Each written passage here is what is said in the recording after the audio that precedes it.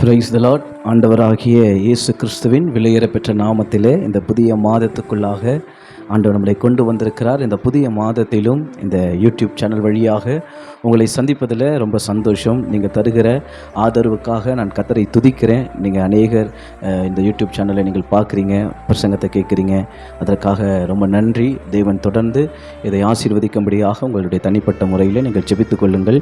இந்த நாளில் கூட இந்த செப்டம்பர் மாதத்தில் கர்த்தருடைய வாக்குத்தத்தத்தை நான் உங்களோடு கூட பகிர்ந்து கொள்ள விரும்புகிறேன்.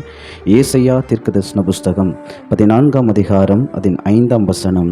ஏசாயா தீர்க்கதரிசன புஸ்தகம் 14ஆம் அதிகாரம் அதன் 5ஆம் வசனம்.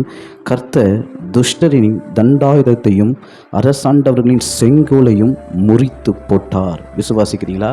கர்த்தர் அரசாண்டவர்களின் செங்கோலையும் முறித்து போட்டார். துஷ்டன் பிசாசனுடைய செங்கோலை, அவனுடைய ஆளுகையை இந்த மாதம் உங்கள் வாழ்க்கையிலிருந்து கர்த்தர் முறித்து போடுவார்.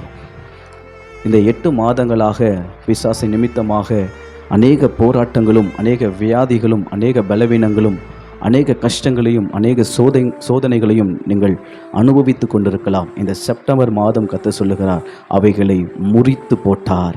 முறிக்க போகிறார் அல்ல, கர்த்தர் முறித்து போட்டார். அதை நீங்கள் முழு நிச்சயத்தோடு நம்புங்க. கவனிங்க, பிசாசுடைய அந்த ஆளுகையை கர்த்தர் முறித்து தேவன் தம்முடைய ஆளுகையை உங்கள் மேல் இந்த மாதம் வைக்கப் போகிறார். ஒருவேளை தேவனுடைய ஆளுகை நம்முடைய வாழ்க்கையிலும், நம்முடைய குடும்பத்திலும், நம்முடைய ஊழியங்களிலும் செயல்படும் என்று சொன்னால், பிசாசுடைய பீரியட் முடிந்து, பிசாசுடைய தந்திரத்தின் வல்லமைகள் முறிக்கப்பட்ட பிறகு தேவனுடைய ஆளுகை நம்முடைய குடும்பங்களில் நடக்கும் என்று சொன்னால், ஆளுகை செய்யும் என்று சொன்னால், அங்கே என்ன நடக்கும்? யோபுவின் புஸ்தகத்தை நீங்கள் திருப்பிக் கொள்ளுங்க. யோபுவின் புஸ்தகம் 42ஆம் அதிகாரம் அதன் 10ஆம் வசனத்தை நீங்கள் பாருங்கள். யோபு தன் சிநேகிதனுக்காக வேண்டுதல் செய்த பொழுது கர்த்தர் அவன் சிறையிருப்பை மாற்றினான். யோபுக்கு முன்னிருந்த எல்லாவற்றையும் பார்க்கிலும் இரட்டத்தனையாய் கர்த்தர் அவனுக்கு தந்தருளினார்.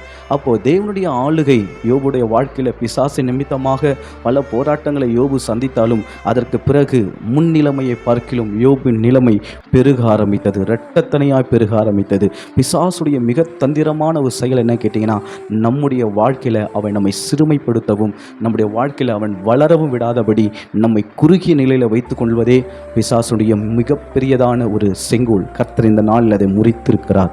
நீங்கள் யாத்ராகம புஸ்தகம் முதல் அதிகாரத்தை நீங்கள் வாசிக்கும் பொழுது 8ஆம் வசனத்திலிருந்து பாருங்கள். யோசேப்பை அறியாத புதிய ராஜன் ஒருவன் எகிப்திலே தோன்றினான்.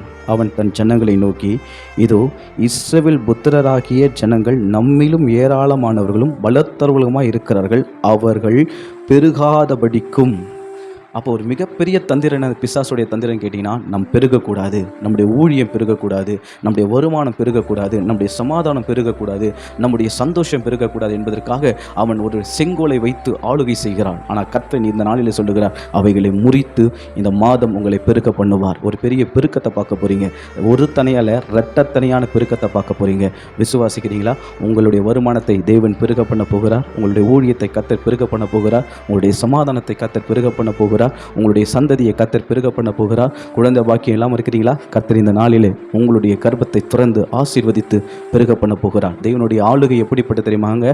தனி மனிதனை கர்த்தர் இந்த பூமி முழுதும் பெருக பண்ணினார். ஆபிரகாமை எடுத்துக்கொள்ளுங்கள். தனி மனிதனாக கர்த்தர் அழைத்தார். அவனுடைய சந்ததியை கர்த்தர் பூமி எங்கிலும் நட்சத்திரத்தை போல தேவன் பெருக பண்ணினார். இந்த நாளிலும் இதே ஆசீர்வாதம் உங்கள் சிரசின் மேல் இறங்கும்படியாக இயேசுவின் நாமத்தில் உங்களை பிளஸ் பண்ணுகிறேன். நீங்கள் நல்லா இருப்பீங்க. Praise the Lord.